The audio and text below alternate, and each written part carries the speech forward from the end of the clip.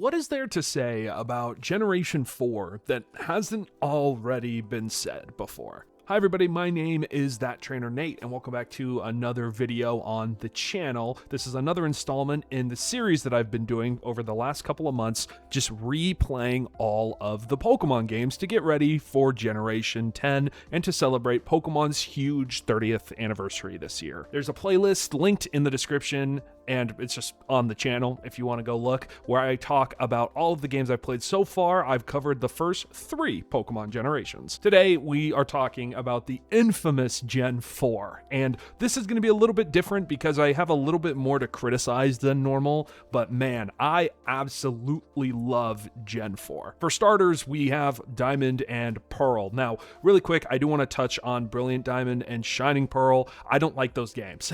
I feel like that's an easy thing to just get out of the way really quickly. I feel like they should have done more as remakes, especially since Gen 4 gave us arguably the greatest remakes we've ever gotten in the franchise. I feel like it was just really disrespectful to do to Diamond and Pearl of all games, and I hope one day Game Freak and Pokemon realize this and they go back and give it a proper remake or even a sequel to Platinum. But one of the reasons I don't really like Brilliant Diamond and Shining Pearl is because the base games Diamond and Pearl, to me, aren't very fun to replay. Diamond and Pearl are definitely good games, but they have a lot of issues, from bugginess to an overall lack of variety with the Pokedex. There was a lot of things that I just didn't really like. I will say I really liked the character designs. I thought the gyms were all really cool.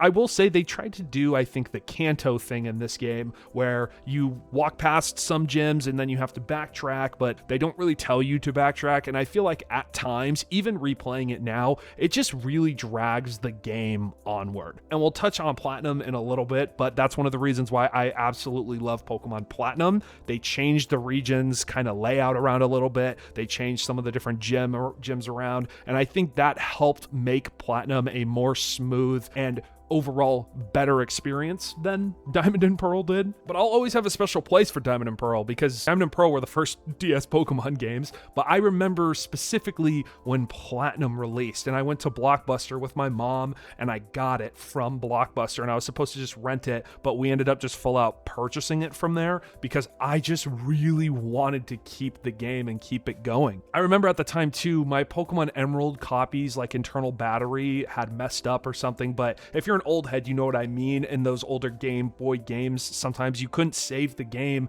after the internal battery was done, or it was something with the cartridge just didn't really work. So Platinum was the first Pokemon game where I was able to really save my data and really experience it all the way through, and it's actually the first Pokemon game I can remember beating all the way through. I also have just really fond memories of the multiplayer in Pokemon Diamond, Pearl, and Platinum. I played it with my childhood best friends, both of them. I remember bringing it to and kind of like sneaking it into my elementary school with some of my friends. That way we could trade different exclusives and different things like that. It's just such a fond, core, nostalgic memory for me. But again, that doesn't blind me to the short sides. Like I mentioned, I don't think Diamond and Pearl were very good. However, I do think Heart Gold and Soul Silver are easily some of the best games in the franchise. Obviously, elephant in the room, the walking Pokemon, amazing. That fantastic feature. Best walking we've ever had outside of, I think, the Let's Go games. Obviously, Heart Gold and Soul Silver had more. They also launched with the Pokewalker, which if you were a kid in the early 2000s and didn't have one,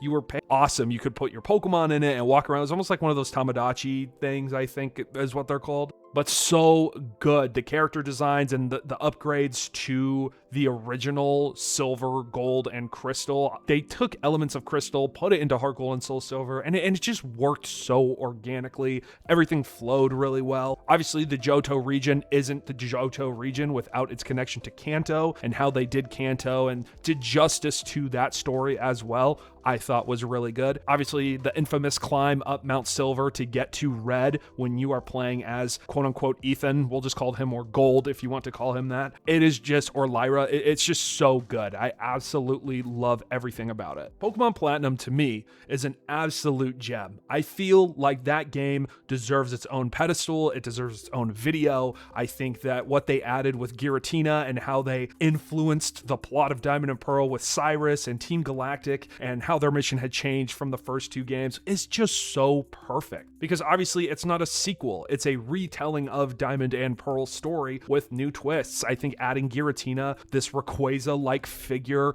to Diamond and Pearl's kind of relationship between Dialga and Palkia, it just works. It also works that those three legendaries are just so fucking badass, right? Time, whatever the other one is, space, and then Giratina is basically throwing you into hell. You get to go down into this whole other section of the game in this upside down world. It just is so cool. Cynthia feels a little more present in Platinum as well, which I think it always helps to have the champion of the game right there almost by your side for a lot of different, obviously not battling with you and making the game easier, but being a plot-driven character. That's why I love Alder and Iris in Gen 5, which we'll get to when we talk about Gen 5 later on. Now, this might be a little bit of a hot take, but I actually don't love the Pokemon Sinnoh anime. Okay, hear me out. Before you kill me and before you DDoS me and everything you want to do to me in the comments section, I love certain aspects of the anime that other people also love. I think Infernape's storyline is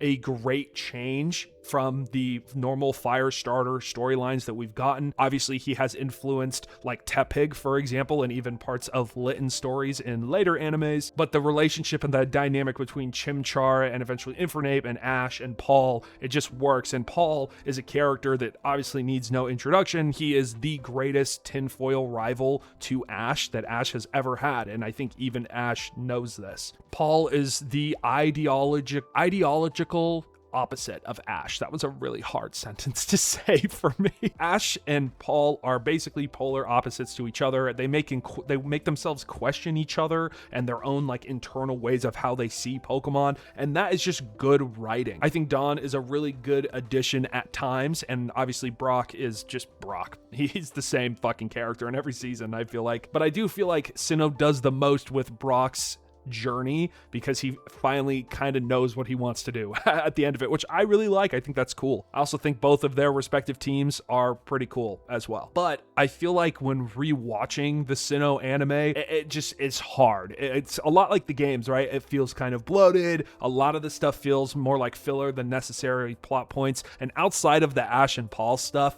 and some of the Dawn contest stuff, I didn't really feel super engaged rewatching it again. Again, I think it's a good season for Pokemon. It's just not my favorite and not the best. And if you guys want me to talk more about the Pokemon anime, I definitely can, because I got a lot to say. However, what they absolutely nailed during Generation 4 and really kind of the Sinnoh generation of anime are the Pokemon movies. If you don't know, basically with every game and every season, except for like the last handful of years, we have gotten Pokemon movies. And during the Diamond and Pearl, Heart Gold, Soul Silver, and the Platinum kind of lineage years, they went crazy. I think we had 3 or 4 movies. We had the Darkrai movie, the Shaman movie. We had another like just Dialga Palkia movie, and I feel like we had a 4th one, but I'm just blank. Oh, the Arceus movie, I think it was. And all 4 of these movies, 4 of these movies are absolute bangers, and they're so easy to watch, and it felt like you were watching a progression of a story overall throughout these films, and I thought they were great. And again,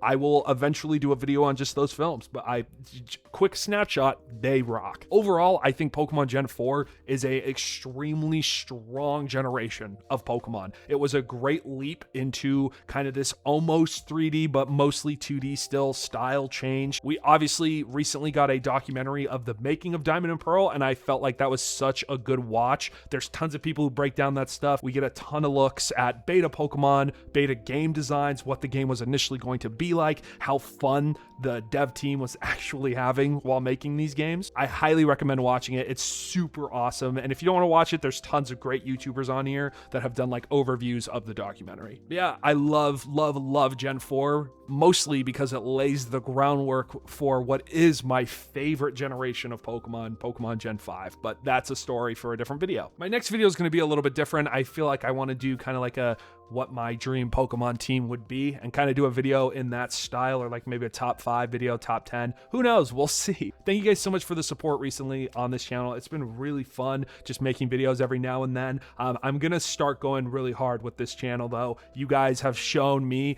that you want to support these videos, so I'm going to keep making them. Anyways, this has been That Trainer Nate, and I'll catch you guys in the next video. Peace out.